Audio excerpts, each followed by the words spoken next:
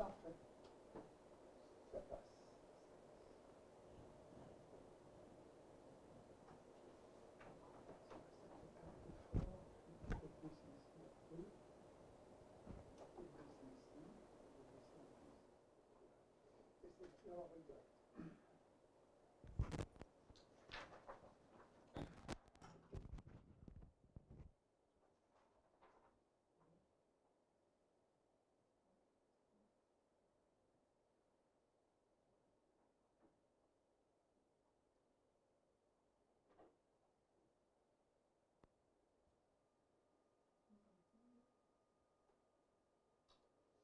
Alors nous recevons aujourd'hui l'association Perséphone, rappelle pour certains qui était cette divinité. On le rappelle que c'est une déesse du monde souterrain qui vit pendant 6 mois dans les enfers. Elle est également associée au retour de la végétation lors du printemps, dans la mesure où chaque année, elle revient 6 mois sur Terre, puis 6 mois dans le royaume souterrain avec Hadès. Et pour nous parler bien de cette association Perséphone, sa représentante légale, Flore, bonjour. Bonjour. Et merci d'avoir accepté notre invitation. Alors, suivez-vous à la lettre le mode de vie de la déesse Perséphone? Est-ce que pendant 6 mois de l'année, vous disparaissez? C'est-à-dire à peu près de novembre jusqu'en mars. Oui, voilà. Est-ce que j'hiberne? Voilà. C'est la question. Est-ce que Flore hiberne? Alors, non, Flore, je suis un avatar de la déesse Perséphone. Donc, moi, c'est le printemps. Donc, voilà, on ne me voit qu'au printemps. Donc, je vais sortir d'ici 10 jours. Et alors c'est quoi? Pourquoi sortir uniquement le printemps et jamais l'hiver? Non, Perséphone, je trouve que c'est un personnage assez intéressant parce que c'est un personnage qui concilie les saisons. Donc effectivement, cette histoire d'hiver et d'été. Et aussi le masculin et le féminin. Et c'est la tempérance, en fait. C'est un personnage...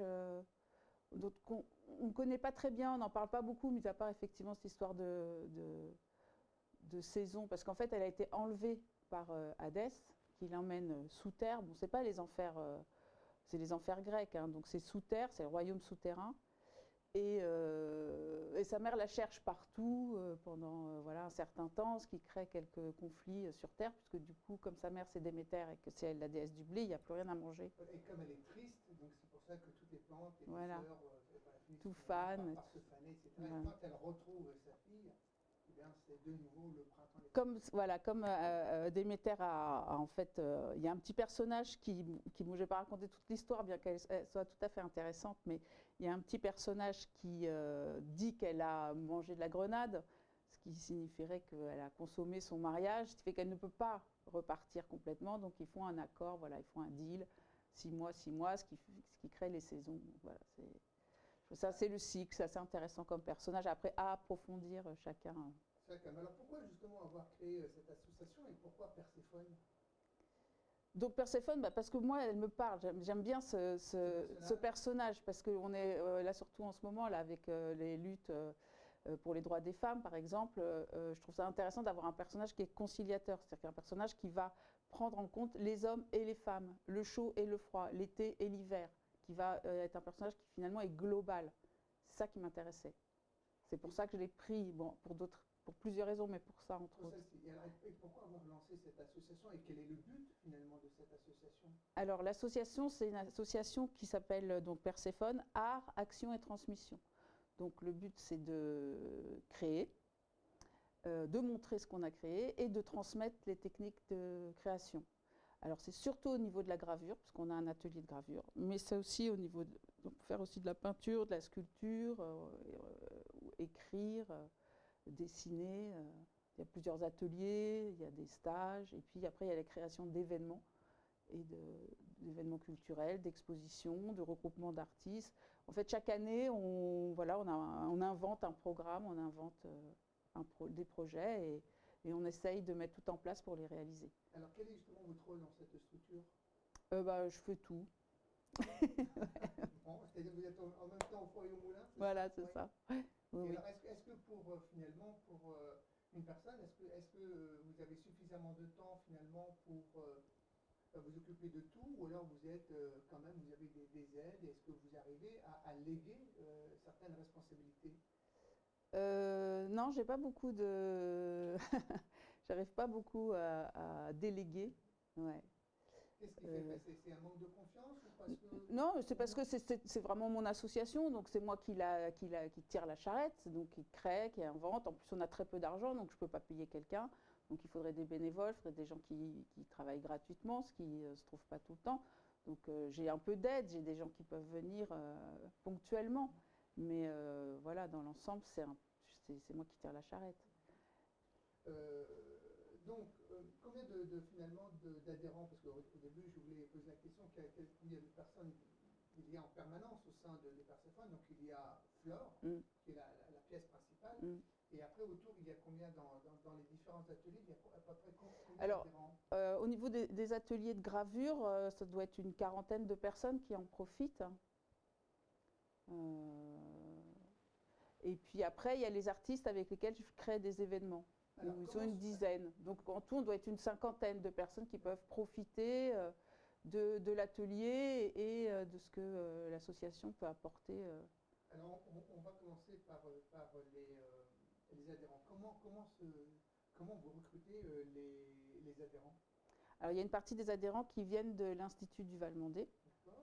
Donc qui sont des personnes qui viennent faire de la gravure, mais par le biais des différents services de l'Institut. Donc nous avons l'espace loisir, le SAVI et le foyer de jour. D'accord. Et donc, est-ce que vous êtes en proche, est-ce que vous travaillez avec des personnes en situation de handicap? Voilà, ce sont des personnes. Et avec quel type de handicap travaillez-vous? Alors, moi, je ne suis pas assez calée pour donner des noms à leur handicap. Est-ce qu'ils sont si handicapés que ça? Je ne sais pas. Ils sont reconnus comme tels, disons. Ils sont identifiés par la structure. Mais moi, voilà. Flore, c'est plutôt le travail que vous allez pouvoir élaborer avec eux qui est intéressant. C'est surtout qu'ils ont envie de venir. Ce qui m'intéresse, c'est leur désir de venir et leur désir de créer et l'échange qu'on peut avoir ensemble. Après, il se trouve que je travaille avec l'Institut et que je travaille avec des personnes handicapées, mais en fait, qu'importe, quoi. Donc... Et alors, comment, justement, par rapport à ces personnes qui viennent et qui souhaitent s'inscrire au sein de votre association, comment se fait, entre guillemets, le recrutement ou l'adhésion? Donc ça, c'est l'Institut. C'est l'Institut. C'est l'Institut qui vous dit, par exemple, Flore, voilà, nous avons une personne qui pourrait être apte à faire tel ou tel atelier. Oui, c'est-à-dire que l'Institut organise des ateliers avec ses adhérents. Et par exemple, pour l'espace loisir, il y a tout un tas d'ateliers différents. Il va y avoir de la sculpture, de la musique, de la danse, du théâtre et de la gravure avec moi. Donc les personnes s'inscrivent, les personnes qui peuvent profiter de ce service, donc ça c'est certains critères que je ne connais pas, s'inscrivent et tous les mois on leur est proposé un programme d'activité à moindre coût pour qu'ils puissent... Alors justement, parlons de ce coût. Quand vous dites à moindre coût, c'est-à-dire qu'il faut que les adhérents payent eux-mêmes leur... Je crois qu'ils ont une partie, ouais. Enfin, pour ce qui est de l'espace loisir. Mais alors après, moi, je ne veux pas rentrer dans les détails de l'Institut du Val-Mandé parce qu'il y a plusieurs services. Et voilà, le SAVI, c'est un service d'accompagnement, le foyer de jour. C'est plutôt votre action au sein de ces personnes. Oui, voilà. Moi, vous avez mentionné qu'il y a un coût, mais c'est-à-dire que quand ils viennent au sein de l'association, il y a une adhésion à payer. Après, est-ce qu'ils payent par exemple le matériel ou pas du tout? Ou est-ce que c'est l'Institut non, non, personne n'a pas de ressources d'autres. Donc, c'est plutôt l'Institut qui va, disons... subvenir oui, voilà. Acheter l'essentiel pour faire le travail sur la gravure. Voilà. Et alors, depuis combien de temps existe cette association? Alors, ça va bientôt faire 10 ans. Ah, voilà. C'est quand allons-nous fêter la 10e bougie? Alors, en fait, le local, je l'ai eu en 2010. Donc là, on va en juin. Je pense qu'on va fêter les 10 ans. Il y a déjà quelque chose dans la tête de Flore pour ces 10 ans? C'est possible. Ouais, c'est pas encore. Enfin, ça reste comme secret. Non, mais disons que la date n'est pas encore établie, mais peut-être que ça sera alors peut-être le 21 juin, parce qu'on est très donc saisonnier. Musique, oui. Donc on fait les portes ouvertes le 21 décembre. Il y aura peut-être le 21 mars, le 21 juin, le 21 septembre, solstice, équinoxe. Voilà, on marque les saisons, donc selon les années, il peut y avoir des événements qui se passent. Si on peut, on les cale sur les solstices et les équinoxes. Pour en revenir à comment vous pratiquez votre atelier de gravure, est-ce qu'il faut avoir des compétences, pas de compétences? Est-ce que c'est ouvert à tous? Alors, en fait, il y a plusieurs façons de venir à l'atelier. Donc, effectivement, il y a par le biais de l'institut. Et à ce moment-là, les compétences vont s'acquérir au fur et à mesure des cours. Sinon, je peux mettre à disposition le matériel de gravure, c'est-à-dire qu'il y a une grande presse, une presse taille douce, plus tout le matériel pour faire de la gravure. Et donc, à ce moment-là, il y a des tarifs à la journée ou au mois en fonction des projets des artistes. Il peut y avoir des ateliers d'accompagnement pour des gens qui ont besoin de réaliser un projet, qui ont besoin de quelqu'un. Ça s'adresse plutôt à des professionnels. À des artistes déjà, donc qui eux ont besoin de matériel plus sophistiqué, donc auquel cas ils s'adressent directement à vous. Voilà. Là, comment ça se passe dans ces cas-là?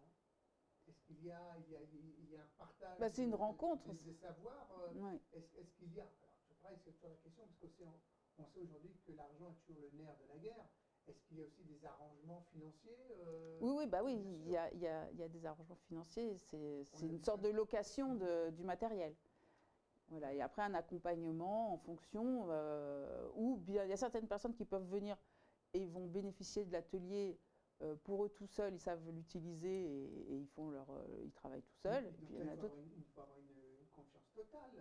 Oui, de toute façon, c'est des rencontres avec des gens. Moi, je suis graveur depuis, ça fait 25-30 ans que je fais ça, donc je connais bien le réseau, je connais les gens. Alors justement, parlons un peu de votre expérience. Pourquoi vous vous êtes lancé dans la gravure? Pourquoi pas dans le dessin, la peinture, le cinéma, que sais-je? En fait, je ne sais pas. Ce qui est étonnant, c'est que j'ai fait 2 ans de DUG art plastique à la fac de Saint-Denis et les 2 années, et donc les 4 semestres, je n'ai pas eu de place en gravure. À chaque fois, je voulais essayer, je n'ai pas eu de place. Après, je suis rentrée aux Arts Déco, la première année, je n'ai pas eu de place en gravure. Et donc, j'ai commencé la gravure qu'en 2e année des Arts Déco. Voilà, et j'avais fait une année de prépa, donc c'est que la 5e année d'études que j'ai commencé à faire de la gravure. Et depuis, je suis restée dans l'atelier de gravure, donc depuis 1994. Et alors, qu'est-ce qui vous a plu dans la gravure? Parce que c'est... La gravure, c'est très contraignant. On a un espace, on a cette plaque, et il faut travailler sur cette plaque. Donc, c'est ça qui vous a passionné? Oui, et c'est de la surprise, puisqu'on travaille à l'envers sur une plaque de métal ou de bois, où on voit à peu près rien. Il faut concevoir son projet final à l'envers. Ou pas. Là, vous compliquez, là. Non, mais on peut aussi accepter le fait que le projet final soit à l'envers. Oui, d'accord. Oui. Donc, s'il est à l'envers, donc on doit le faire à l'endroit. Ouais. Alors, voilà. Chacun, après, va... Et voilà, c'est une surprise à chaque fois. Il y a beaucoup de chimie, il y a beaucoup de temps, de préparation, d'organisation, de travail manuel. Donc ça, j'aime bien. Ça me plaît bien. Et pour chaque étape, il y a 1000 possibilités. Donc c'est infini en fait la gravure. On peut toujours continuer à chercher et à découvrir. Et puis bon, au fur et à mesure évidemment on maîtrise. Et finalement, ce qui me plaît le plus, je crois, c'est d'arriver à maîtriser les erreurs. C'est-à-dire qu'il y a beaucoup d'erreurs, il y a beaucoup d'aléas dans la gravure. Et avec ces aléas, on fait des découvertes qui vont devenir notre marque de fabrique. Et la maîtrise de ces aléas et de ces découvertes et de cette marque de fabrique permet d'avoir une identité en gravure. Et il y a quelque chose comme ça de la recherche, de la quête et d'une identité. C'est-à-dire que la signature d'un graveur, c'est justement... C'est les erreurs. C'est les erreurs. Il y a peut-être quelque chose comme ça qui me plaît bien, ouais. Alors tous les graveurs ne vont pas dire ça. Il y a des graveurs qui essayent, voilà, et qui sont... Mais est-ce que justement dans cet univers, on peut atteindre la perfection? Ah oui, il y en a qui sont assez bons, hein. Oui, bien sûr. Il y a des techniques, et il y a je veux dire, c'est une technique... La gravure, ça a au moins 500 ans, si ce n'est 2500 ans, ou même encore plus, parce que la première empreinte, c'est une main sur la grotte. Après, chez les Sumères, les petits rouleaux qui servaient à marquer l'argile, c'est aussi gravé et imprimé, même si c'est dans l'argile. Après, au Moyen-Âge, il y a toute la gravure sur bois, jusqu'à l'invention de l'imprimerie et des gravures sur métal qui viennent des orfèvres. Et puis après, toute l'évolution jusqu'aux techniques les plus modernes. Et quand Flore grave, vous gravez quoi, par exemple? Moi, je grave tout. paysages, Ah oui. alors, dans quelle orientation? Bon, moi, je suis novice en Ouais, ouais. gravure, Bon, donc déjà, en gravure, il y a deux grands courants, enfin deux grandes techniques. Il y a la taille d'épargne et la taille douce. d'accord. La taille d'épargne, ça consiste à imprimer ce qui est épargné, c'est-à-dire ce qu'on n'a pas enlevé. On imprime le dessus. D'accord. C'est le bois, c'est le lino, c'est la main, justement, ou la pomme de terre, le tampon. Voilà, ça c'est la taille d'épargne. Donc ça c'est un des grands courants de la gravure. Et l'autre courant, c'est la taille douce, qui consiste à imprimer ce qu'on a gravé. On imprime les creux. Et à ce moment-là, on a des techniques sur métal, cuivre, zinc, acier par exemple, avec des techniques qui s'appellent l'eau forte ou l'aquatinte, la pointe sèche, le burin, la manière noire. Il y a vraiment une multitude de possibilités et on peut les mélanger en plus. Et, et ça demande bon, pas mal de techniques et du matériel adapté. Voilà. Donc moi, je fais un peu tout. D'accord, vous êtes en fait une multitâche. Ouais, voilà, c'est pour ça que je fais tout, moi. Est-ce que vous avez le sentiment justement qu'à travers, quand vous êtes dans votre atelier, que vous êtes en permanence dans l'atelier ou pas? C'est-à-dire que par exemple, quand vous êtes au volant, vous êtes dans le transport en commun, est-ce que vous avez toujours finalement l'esprit occupé à dire, oh tiens, ça, Ouais. oui, en arrivant, tiens, je vais essayer ça, ah, mais putain, je vais peut-être essayer ça aussi, est-ce que... Oui, oui, est-ce que- oui, oui, moi c'est non-stop, hein, c'est jour et nuit, j'ai pas de... Même quand vous dormez Même quand surtout quand je dors. Je dors beaucoup et c'est là où ça... Ah bon? Ouais. Et justement, alors est-ce que vos sources je dirais, vos sources d'inspiration, où les puisez-vous par exemple? Est-ce que le rêve en fait partie? Est-ce que la vie quotidienne en fait partie? Vos échanges avec les uns avec les autres Oui, je vous pense que servent tout de en fait... support? Enfin, je suis très en recherche et en quête. Donc, je travaille depuis de nombreuses années sur la préhistoire. Donc ça, c'est infini aussi, surtout qu'on a tout le temps des nouvelles découvertes. Ces derniers temps, ça ne fait que être foisonné de découvertes, même si ça se passe il y a 20 ou 30 ou 40 ou 50 000 ans. Je suis plutôt branchée Sapiens, donc voilà, 40 000 ans. Donc non, je fais feu de tout bois, c'est sûr. Mais alors comment vous arrivez finalement à gérer le tout, c'est-à-dire gérer vos inspirations, gérer le fait que vous devez manager ou gérer un local, que vous devez également transmettre quelque chose. Est-ce qu'il n'y a pas des moments où vous avez le sentiment que vous êtes un peu, entre guillemets, peut-être dépassé? Est-ce que ça vous arrive ou pas du tout?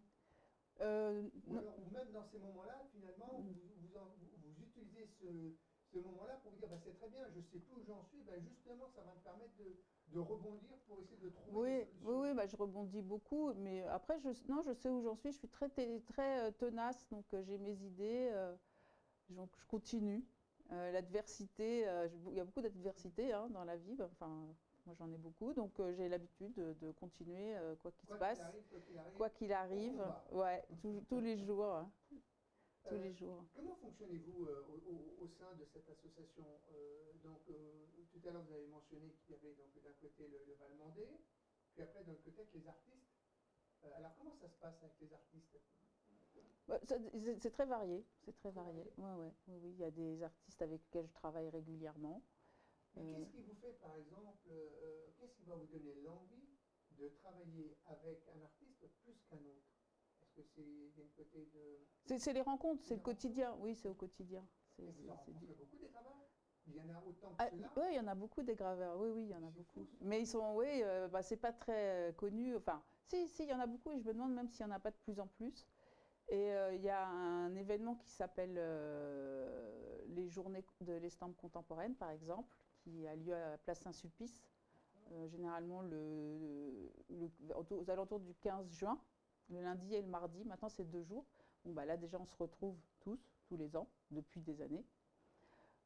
Après, il y a sur Facebook, il y a des groupes de graveurs. Il y a un groupe qui s'appelle Parlons Gravure. Il y a plus de 10 000 personnes dessus. Ouais, ouais. En France ou dans le monde entier. Donc avec des ateliers au Sénégal, au Chili, en Grèce. Et vous vous échangez? Donc il peut y avoir des échanges, des gens qui posent des questions, qui demandent des techniques, d'autres qui montrent leurs projets, des expositions qui vont se... Entre graveurs, vous échangez facilement vos techniques? Oui.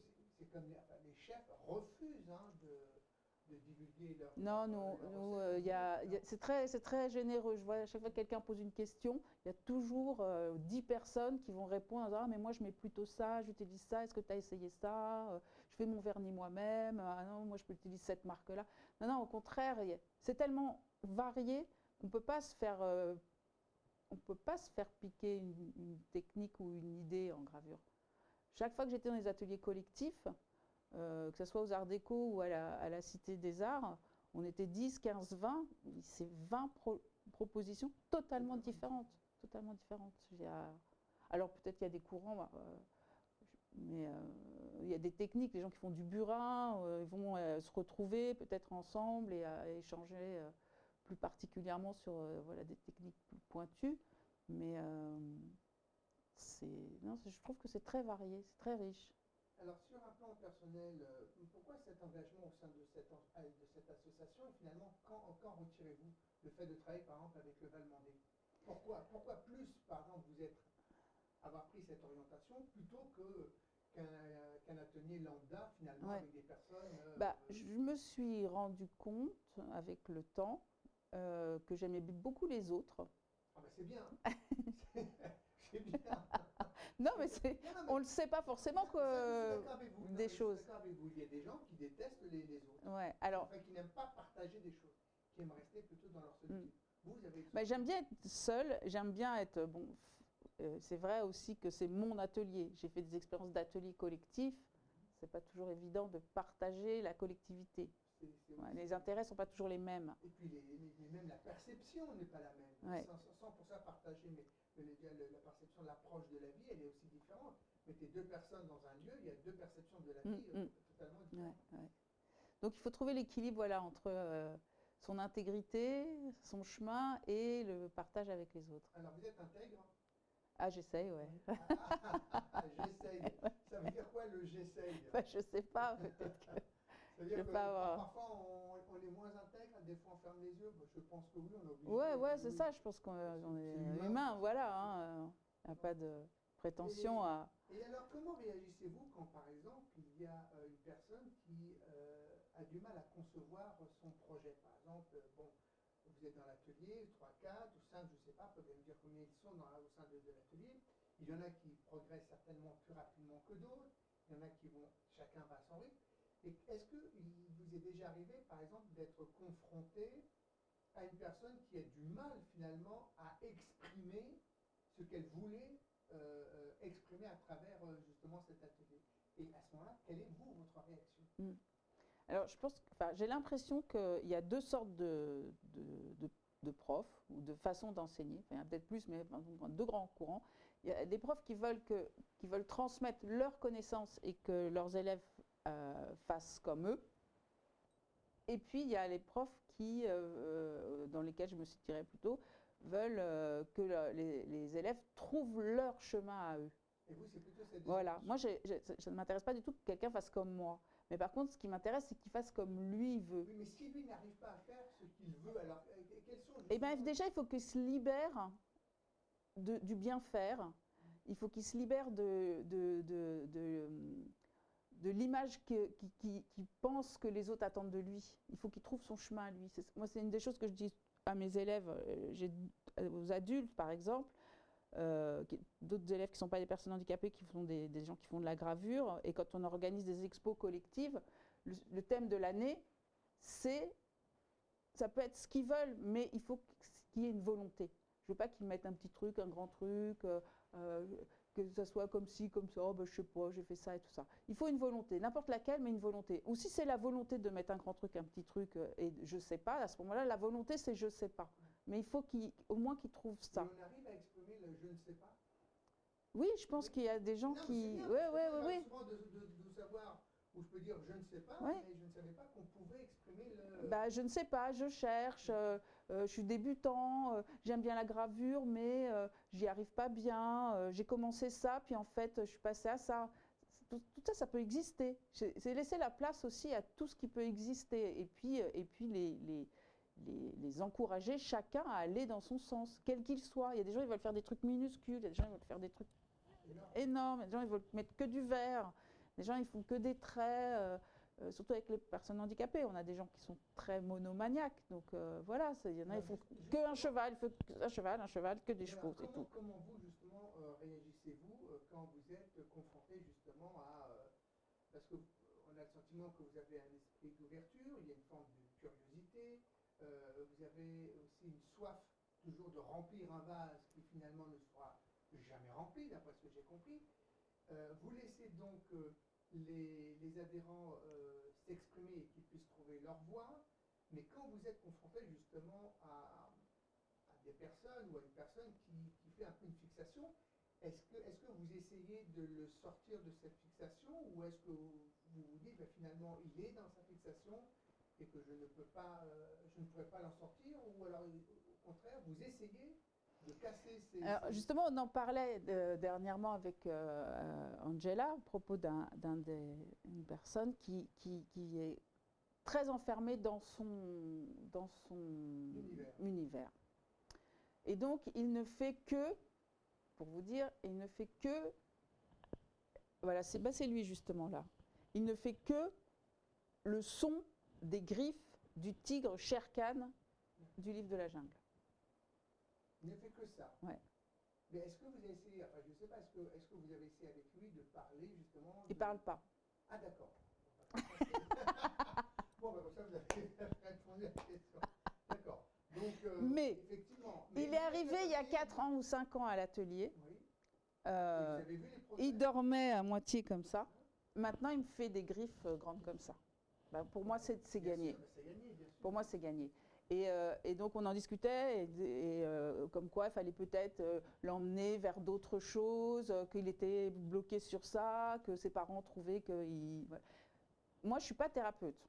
Donc, je n'ai pas prétention à soigner les gens ou à les orienter. Ce que j'ai répondu, c'est Cézanne, il faisait que des pommes, personne n'est venu lui dire tu devrais faire des poires. On l'a laissé faire des pommes. Et finalement, on a eu raison, peut-être.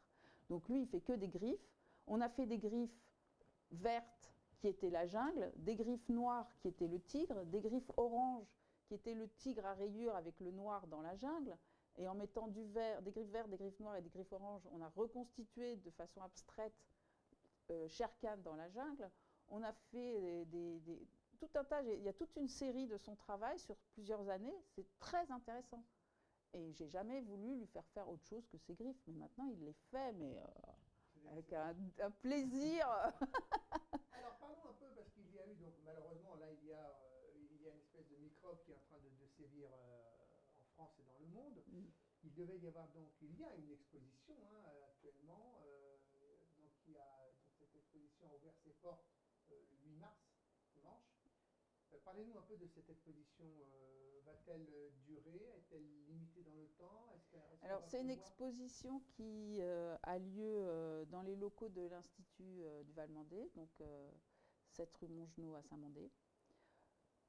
Elle est venue compléter une exposition sur l'histoire des femmes, puisque c'était à l'occasion du 8 mars, donc les luttes, les combats des femmes, qui étaient organisés voilà, par aussi une autre association. Je ne sais pas si vous avez eu l'occasion de les rencontrer. On a travaillé, nous, avec je pense qu'il y a une quarantaine de participants. On a travaillé depuis le mois de septembre à préparer cette exposition et je leur ai proposé de s'appuyer sur Frida Kahlo pour les autoportraits et l'expression des sentiments, sur Georgia O'Keeffe pour des grandes fleurs, des paysages, sur Rosa Bonheur pour les animaux, et sur Niki de Saint-Phal pour la couleur et puis bon, pour la joie aussi qui peut en sortir. Donc comme ça, ils avaient 4 orientations, parce qu'il y a des personnes qui n'ont pas du tout envie d'exprimer leurs sentiments, il y a des personnes qui préfèrent faire des animaux, enfin voilà. Donc chacun a pu trouver un sujet qui l'intéressait, donc on expose je crois qu'il y a 70 gravures qui résultent de ce travail. Ouverte, alors normalement c'est jusqu'à jeudi 12, mais je pense qu'elle va durer un peu plus. Ouais. Il y a un instant, vous venez d'évoquer les sentiments. Est-ce que justement dans la gravure on arrive à exprimer ses sentiments comme en peinture? Alors, c'est une question Oui, oui, bah, je pense. mais Oui, dans tous les arts, de toute façon, dans la musique, la danse, la gravure, le dessin. En art, on exprime beaucoup ses sentiments, c'est souvent intérieur. Après, voilà, il y a des timidités, il y en a qui vont éclater comme ça, et puis il y a d'autres qui vont faire des fleurs, mais même dans un tableau de fleurs, il y a des sentiments, et puis même des sentiments qui ne sont pas forcément identifiés. Dans le trait, il peut y avoir quelque chose de très paisible, une harmonie, ou bien une grande violence, ou une peine qui n'est pas forcément dans le sujet, mais qui peut se retrouver dans le traitement.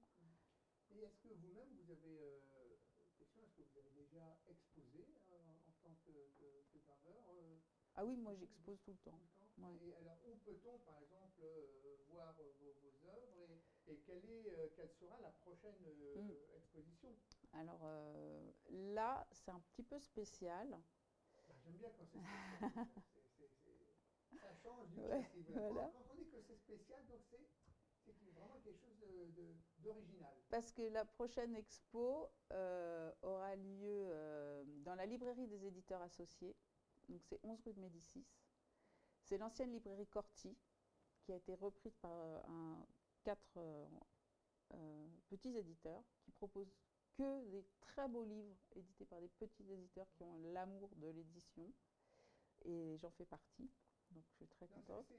Et donc c'est un livre, c'est ça, exactement. C'est un lieu magnifique. Il n'y a pas un certain Gosso ou Grosso qui travaille? Non. Non. Ah, il y a 3 librairies, côte à côte.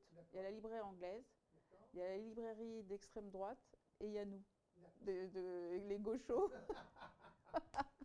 On est juste à côté. Alors quand il y a Zemmour ou Le Pen, la rue est bloquée, c'est une émeute et tout, on se cache en attendant que ça passe. Oui, c'est comme ça. Donc ça fait partie de la tolérance aussi, sur le même trottoir. Tout le monde a le droit de s'exprimer jusqu'à une certaine limite. Voilà. Donc cette exposition, elle aura lieu quand? Alors donc le vernissage, c'est le 18 mars. C'est bientôt? Oui, c'est bientôt. Et j'expose des photos. Alors, photographe aussi. Voilà. Alors, est-ce que vous abordez la photo de la même façon que vous abordez la gravure? Alors, les photos que je présente sont uniquement des selfies. Voilà. Pourquoi? Alors, je fais des selfies depuis très très très longtemps. D'accord. Depuis 25 ans. Alors, quand ils ont inventé l'appareil, le téléphone à selfie, j'étais tellement heureuse. Je pense qu'ils l'ont inventé pour moi. Parce que j'ai utilisé des dizaines et des dizaines d'appareils jetables en faisant des cadrages tordus et tout. Et j'ai, pendant 3 ans, 96, 97, 98, j'ai pris en photo avec moi tous les gens qui sont venus travailler dans l'atelier que j'avais à l'époque. Donc j'ai 250 personnes de l'époque. Et alors justement, une sorte de... quand on fait cette exposition en choisissant justement les photos, quel a été votre choix pour sélectionner alors, cette photo et pas cette photo? Alors en fait, c'est un petit livre qui sort, qui s'appelle 25 autoportraits. Et je me suis grimée, donc je fais tout toute seule, je me costume et je me prends en photo, en 25 artistes célèbres. Donc il y a 12 femmes, 12 hommes, enfin 24, et moi en moitié féminin, moitié masculin. Alors, quels sont par exemple les hommes que vous avez imités? Bon alors, c'est des hommes qui sont très facilement identifiables. C'est que des artistes plasticiens. Donc il y a Picasso, Dali, Andy Warhol, Léonard de Vinci. Et chez les femmes alors? Jean-Michel Basquiat. Et chez les femmes, il va y avoir Frida Kahlo, parce que le livre s'appelle Ceci n'est pas Frida. N'est pas Frida Kahlo, ou Georgia O'Keeffe, justement, Niki Tsafal, celle qu'on retrouve aussi, Rosa Bonheur, et Tamara de Lempicka. Et qu'est-ce qui vous a poussé justement à vous lancer dans cette expérience? Alors, c'était en 2009. Je travaille avec une petite maison d'édition qui s'appelle les éditions Transignium, qui est tenue de main de maître par Madame Vanda Mihuléac, qui invente tout le temps des projets où elle invite des artistes et des poètes à créer ensemble. Et donc, sur ce coup-là, elle nous avait invités au 104 à rentrer dans c'est une sorte de performance collective. Chacun son tour, on rentrait dans le photomaton, on se grimait et on se prenait en photo pendant qu'on était en train de se transformer et on ressortait Donc j'avais fait ça et je m'étais grimée en Frida Kahlo à l'époque. Et ça m'avait beaucoup plu comme expérience, et donc j'ai continué. Voilà. Après, j'ai fait Louise Bourgeois, Warhol et Dali. J'en avais 4, et puis je les ai présentés, et puis ça m'a plu, donc j'ai continué. Alors, à chaque fois, ça demande beaucoup de travail pour se mettre vraiment dans la peau du personnage. L'idée, c'est pas d'imiter. C'est une représentation, c'est l'idée qu'on s'en fait. C'est pas exactement pareil, évidemment.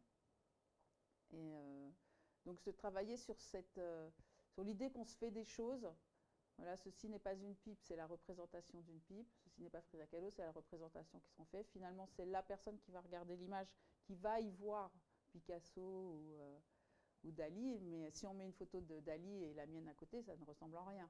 Alors, donc, gravure, photo, on écrit également ou pas? Oui, j'écris, j'ai une dizaine de livres, plutôt des livres illustrés, des livres pour Alors, comment se passe tout justement public. au niveau de l'écriture? Comment ça se passe? Est-ce que l'écriture est facile? L'écriture est très difficile. Justement, alors, c'est la pire chose, c'est l'écriture. c'est terrible, hein, l'écriture. C'est horrible, c'est une torture. Je ne sais pas pourquoi je continue. Oui, ben voilà, c'est la question. Alors, c'est affreux, vous aimez vous flageller comme ça avec l'écriture? ouais, non, mais je dois avoir envie de dire des choses, quoi. Mais non, l'écriture, c'est très, très, très dur. Mais bon, après, ça s'apprend hein, avec les années quand même. Donc j'ai fait des progrès, je crois. C'est bien, et quels sont les thèmes alors que justement Alors je travaille essentiellement sur la préhistoire. Sur la préhistoire. Ouais, pourquoi cette fascination sur la préhistoire? Ça, c'est la quête de l'origine. C'est ouais. la quête de l'origine, c'est ça. Le futur, finalement, ne vous intéresse pas trop? Sauf peut-être dans la technologie de l'amélioration de travailler les matériaux. Ouais, non, le futur, j'aime pas trop. Ça vous angoisse le futur? Ouais, je trouve ça angoissant. Et puis surtout, ça sera absolument jamais comme tout ce qu'on peut imaginer, donc qu'importe. Tandis que ce qui fait la préhistoire, c'est passé. Ouais. Et encore, on découvre encore chaque jour des tas de choses qui changent tout à fait, enfin totalement nos savoirs et nos fondamentaux. Ouais, bah oui. Et il y a une période de la préhistoire que vous préférez plus qu'une autre? Bah, mon personnage, qui s'appelle Ava, qui est inspiré de la Vénus de Lespug, qui est une petite statuette qui date de 22 000 ans. Donc c'est le Gravétien. Donc je me suis un peu spécialisée dans cette période, bien que je fasse des petits écarts magdaléniens, parce que quand même les magdaléniens sont assez passionnants. Donc voilà, et ça se passe entre la Loire et les Pyrénées. Mais elle a un amoureux qui vient du Portugal, de Foscoa, donc là ça va être la grande aventure des fois, passer de l'autre côté des Pyrénées. Voilà. Aujourd'hui dans toutes les activités que vous menez, avez-vous le sentiment qu'il vous manque quelque chose? Et est-ce qu'il vous manque quelque chose, ou vous avez le sentiment, ou bien au contraire, que vous êtes totalement épanoui dans ce que vous faites? Non, il me manque quelque chose, de l'argent. Non, c'est même pas de l'argent qui me manque, parce que j'arrive à payer tout ce que j'ai à payer. Ce qui me manque, c'est de travailler pour gagner de l'argent et pour payer mon lieu de travail. Voilà. Ce qui me manque, c'est un lieu de travail gratuit. Voilà, c'est tout. Si j'avais pas de loyer d'atelier, eh ben, ça serait l'idéal. Voilà, ça irait. Et puis c'est vrai que comme ça serait soulageant, disons. Voilà. Et puis c'est vrai que partager un atelier collectif, c'est jamais simple, parce qu'il y a les humeurs des uns, il y a les humeurs des autres. Oui, puis on peut pas le laisser, toutes ces affaires, tout ça. Non, mais moi je fais bien mon chemin, donc je suis plutôt bien. Et puis voilà, j'ai 50 ans, ça fait 30 ans que je fais à peu près ce que je veux, c'est pas mal. Vos projets, donc dans les médias, il y a l'exposition. Donc l'expo, ouais. Après, il y a la deuxième expo à partir du 18 mars. Ouais. Oui, l'exposition, donc ça, c'est des gens de l'Institut Valmondé. Le 18 mars, il y a l'expo avec la sortie du livre, donc Ceci n'est pas Frida Kahlo, qui sera présenté le 18 mars. Après, je pars tailler des silex et faire des perles en bois de renne et de cerf à la maison de la Dame de Brazempouy, dans les Landes.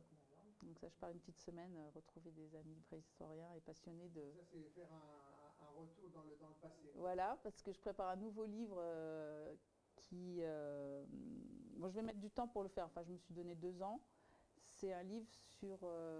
toujours avec mon personnage Ava, mais qui va préparer... Alors, on retrouve Perséphone et les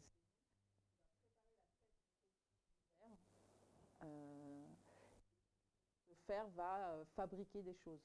Donc des bijoux, des costumes, des instruments de musique, un repas. Et elle va préparer tout ça et avec toute la documentation que j'ai et les différentes recherches, je vais élaborer à chaque fois des petits textes et des images et des objets pour... c'est toujours très documenté, mes travaux sont très documentés au niveau de la préhistoire. Je travaille avec des préhistoriens. Vous passez également donc beaucoup de temps dans les bibliothèques alors? Alors, pas beaucoup dans les bibliothèques en fait, mais j'achète beaucoup de livres. Ouais. J'ai une grande bibliothèque chez moi. Et dans les musées, et puis avec des préhistoriens. Et puis je vais visiter des sites, enfin, de plus en plus en fait. Pourquoi à ce moment-là ne pas faire un jour, prochainement, ça peut être aussi le cas d'une émission, pourquoi pas, hein, vous pourriez peut-être en être l'animatrice, venir avec une ou deux personnes travaillant dans le domaine de la préhistoire et puis aborder un thème bien spécifique, puisque ça va être l'une de vos passions. Ouais. Je pense que vous en avez beaucoup. Est-ce que vous avez un site internet? Non, en fait, j'ai pas de site à proprement parler parce que c'est toujours été trop. Enfin, j'ai trop de choses à dire. Je vais passer 6 mois à faire un site. Je préfère continuer à écrire des histoires ou faire des images. J'aurais dû faire un site depuis le début. J'ai trop d'infos. Voilà. Oui, mais après, dans les infos, vous pouvez pas après. Ouais, je peux faire un tri. Mais non, mais après, il suffit de taper Erolf Totor. Donc là, vous avez mis Flore Totor. Donc en fait, un truc, c'est que moi, c'est Erolf Totor ou Flore Trotto. Mais bon, Flore Totor, c'est sympa. Parce que ça réunit les deux personnages. Parce que Erolf Totor, c'est Flore Trotto à l'envers. Donc c'est cette gravure qui est à l'envers et finalement l'envers devient l'endroit.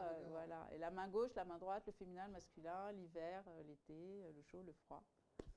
Voilà. Pour parachever cette première rencontre, est-ce que vous avez le sentiment que vous aimeriez ajouter quelque chose, terminer sur une note, sur quelque chose peut-être sur lequel vous auriez envie de... Oui, alors cette histoire de transmission en fait, par rapport à tout à l'heure, on parlait de ça parce que je trouve que c'est assez important. C'est-à-dire qu'on se rend compte au fur et à mesure du temps qui passe de qui on est finalement. Et j'ai été invitée à parler à l'occasion de l'exposition qu'il y avait sur la préhistoire à Beaubourg, art contemporain, art préhistorique. Et j'étais invitée à parler pour un colloque qui a eu lieu à Saint-Germain-en-Laye, au Musée de l'Homme et à Beaubourg. Et à Saint-Germain-en-Laye, c'était sur la médiation, au Musée de l'Homme, c'était sur l'écriture, et à Beaubourg, c'était sur l'art. Donc finalement, j'aurais pu trouver une place dans chacune des 3 journées. Et j'ai été donc plus invitée à Saint-Germain-en-Laye en médiation. Et là, je me suis rendu compte que c'était pas pour rien que j'étais en médiation. C'est qu'il y a quelque chose qui m'intéresse vraiment à ce niveau-là. Et en fait, j'ai une installation qui est une grotte, dont on n'a pas encore parlé, qui est une grotte nomade que j'installe et j'invite les gens à rentrer dedans, j'invite les gens à écouter ou raconter des histoires. Mais tout type d'histoire? Oui, alors après, en fonction des lieux, quand c'est un salon du livre ou quand c'est un festival, ou selon... Et alors donc cette tente, alors, elle est composée de quoi?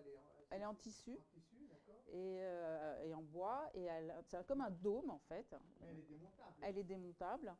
Et dedans, il y a des peaux de bêtes, il y a un faux feu avec un son, un crépitement, des odeurs. Bon, c'était aussi pour mettre les 5 sens en avant par rapport aux non-voyants, pour que les non-voyants puissent aussi profiter des expositions. C'est-à-dire qu'il y a plein de choses à toucher, à sentir, à goûter. Il y a des noix, on peut casser des noix avec des outils plus ou moins préhistoriques. Il y a des silex, non Oui, il y a des silex, il y a des os. Et alors pourquoi avoir fait justement cette expérience de grotte?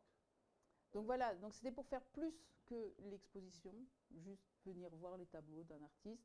C'était pour que les gens s'approprient aussi l'univers, s'imprègnent, rentrent. Est-ce que pour vous c'est vital justement que le visiteur ou la visiteuse puisse justement pénétrer davantage dans votre univers? Je pense oui. Et de partager, de plus partager avec le visiteur, d'où cette idée de médiation, de transmission, de temps passé avec les autres. J'invite les gens je fais un atelier qui s'appelle Viens avec ta main. J'invite les gens à imprimer leurs mains, donc sur des feuilles individuelles ou sur une grande feuille collective, comme les hommes préhistoriques faisaient. Donc aussi à laisser leurs traces, donner leurs mains. Bon, là, avec le coronavirus, je ne sais pas si on peut Ah, là, imprimer je sa pense main. que... Quoique l'encre, ça doit être un peu Oui, désinfectant. non, Ça l'est, tue ça les l'est, vieux virus. le microbe ne va pas résister à Voilà. ça. Donc voilà, donc tout ça est lié donc, entre l'association et mon travail et la préhistoire et cette quête finalement de l'identité humaine et du sens de la vie, comment on se raconte notre histoire, quoi. Donc Voilà. la transmission est une chose importante. Ouais. Ouais. Est-ce que justement, peut-être dernière question, est-ce que si on vous retirez l'une de ces composantes, soit la gravure, l'écriture, la photographie ou même la transmission, est-ce que vous auriez le sentiment que finalement il y aurait une partie de vous-même qui serait happée, qui vous manquerait, c'est-à-dire qu'il y aurait un vide finalement? Ah, sûrement, sûrement, parce que je pratique le tout le temps en fait. Donc je pense que tout ça va ensemble, quoi. Eh bien, Ça écoutez, fait un tout. ouais, non, mais c'est bien. Écoutez, en tout cas, Flore, merci d'être venue et puis surtout nous faire découvrir votre association et également tout le travail que vous faites en parallèle avec les uns et les autres. Le fait également que eh bien, vous consacriez votre temps à transmettre aux autres et puis également à leur donner de votre énergie. On n'a pas, effectivement, nous aurions pu également parler de l'énergie. Parce que souvent, il y a des gens qui ont des énergies positives et d'autres des énergies négatives. Comment ça se passe finalement si demain vous rencontrez une personne qui a une énergie un peu négative, ça se passe comment vous arrivez Ça à se faire... repousse instantanément. Et Je suis partie. vous n'essayez pas justement d'interférer. Ah, j'essaye pas d'en faire plus que ce qui vient. Il y a déjà beaucoup de choses qui viennent naturellement, donc je prends ce qui vient et j'en fais pas tellement plus. Puis j'ai pas beaucoup, c'est un peu rempli, hein. Il reste pas beaucoup de place. Effectivement. Voilà. Sauf pour un péché mignon qui est là à la crème. À la crème, voilà. Bon, en tout cas, Flore, merci d'être venue et puis bon, on s'est dit peut-être à bientôt pour peut-être d'autres projets. C'est à vous de voir. En tout cas, merci de nous avoir parlé de cette belle association. Alors si toutefois on souhaite découvrir cette association, il faut peut-être donner... Alors pour l'association, c'est donc Association Perséphone. Il y a une page Facebook. Pour l'atelier, c'est Atelier Iconographie avec 2 F et un T. Il y a une page Facebook. Pour la grotte, il y a un blog, la grotte nomade d'Ava. Et pour Erolf Totor, Gogol, Erolf Totor. Et là, il y a voilà, profusion après sur les réseaux. Eh bien, en tout cas, merci. Et puis, merci. Non, mais à bientôt. À bientôt. Voilà, je sais pas.